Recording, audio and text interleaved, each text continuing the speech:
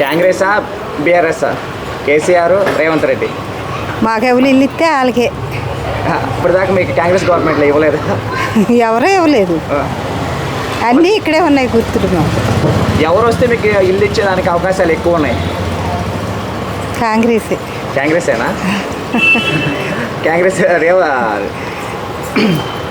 కాంగ్రెస్ ఇప్పటిదాకా పెట్టుకుని అన్నీ మీకు వస్తున్నాయి పథకాలు? వస్తున్నాయి. పథకాలు అంటే ఇంకేం పెట్టించుకోలేదు, ఇంటికి పెట్టేం ఇల్లు ఇవ్వలేదు. మామూలుగా ఒక రైసే ఇస్తున్నారు మాకు, అంతే. బియ్యం. ఇప్పుడు కాంగ్రెస్ వచ్చి 2 సంవత్సరాల పైన అవుతుంది కదా, అప్పటిదాకా మీకు ఎందుకు ఇల్లు వేయలేదు?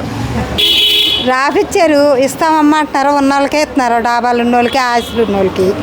ఈ కిరాయికి ఉన్న వాళ్ళు ఇలా కిరాయిలు కట్టుకోవడమే సరిపోతుంది. 5,000 6,000.